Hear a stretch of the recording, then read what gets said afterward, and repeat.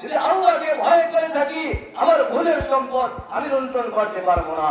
যদি আল্লাহকে ভয় করে থাকি খোদার কসম করে বলি আমার মেয়ে সন্তান রাস্তা দিয়া বেপরদা হাঁটতে পারবে না। যদি আমি আল্লাহকে ভয় করতে পারি আমার বিবি আমার ভাইয়ের সামনে যাইতে ভয় করবে।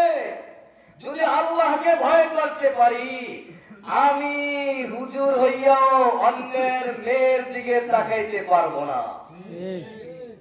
হুজুর হইলে কি তাকাইতে পারে? হুজুর হইলে সাতগুণ মা।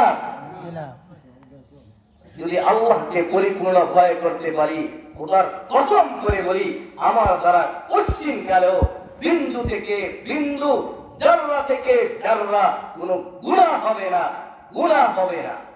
তাই তো রাসূল ঘোষণা দিয়েছেন, আল্লাহ ঘোষণা দিয়েছেন তোমাদের জন্য তো আমি পুরস্কার নিয়ে ঈদের ময়দানে দাঁড়িয়ে আছি। সুবহানাল্লাহ।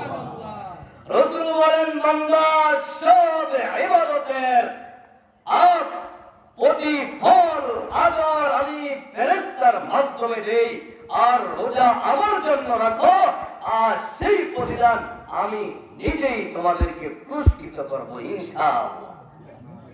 কার জন্য? যে গীবত থেকে বেঁচে আছে, যে পরের হক থেকে বেঁচে আছে, যে আল্লাহ তাআলার দাসত্বের মধ্যে শুধু নিমজ্জিত আছে, যে গুনাহ থেকে বেঁচে আছে তার জন্য ঘোষণা এটা। আল্লাহ তাআলা আমাদেরকে এই একটা মাস যেভাবে নামাজ পড়েছি, একটা মাস যেভাবে ইবাদত করেছি, একটা মাস যেভাবে দিনের বেলা সিগারেট খাওয়া থেকে বিরত ছিলাম, 11টা মাসও আল্লাহ তাআলা এই সিগারেট খাওয়া থেকে আমাদেরকে বিরত রাখেন। আমিন কন্যা জোরে কন্যা আমিন। রাগ করে করলে আমার করার কিছু নেই। আল্লাহ তাআলা আমাদের সকলকে গুনাহমুক্ত জিন্দেগি হয়ে কবরে যাওয়ার তৌফিক দিয়ে দেন।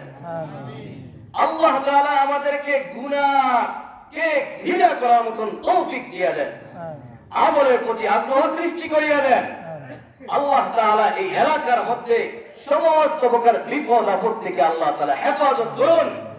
যত মাইয়াত কবর কাছে চলে গেছে আল্লাহ এই রমজান মাসে যেভাবে তুমি মাফ করে দিয়েছো কিয়ামত পর্যন্ত তাদেরকে মাফ করে দেন। আল্লাহ তাআলা আমাদের সকলকে এগুলো আমল করে বুঝে শুনে যেটা সহি আমল, যেটা কোরআন হাদিসে আছে ওই আমলগুলো করে আল্লাহ তাআলাকে খুশি করার মতন তৌফিক দান করেন। বেদাত মুক্ত সমাজ গঠন করার মতন আল্লাহ তাআলা আমাদেরকে তৌফিক দান করেন। ওয়া আখিরি দাওয়ানা আলহামদুলিল্লাহি রাব্বিল আলামিন। আসসালামু আলাইকুম ওয়া রাহমাতুল্লাহ।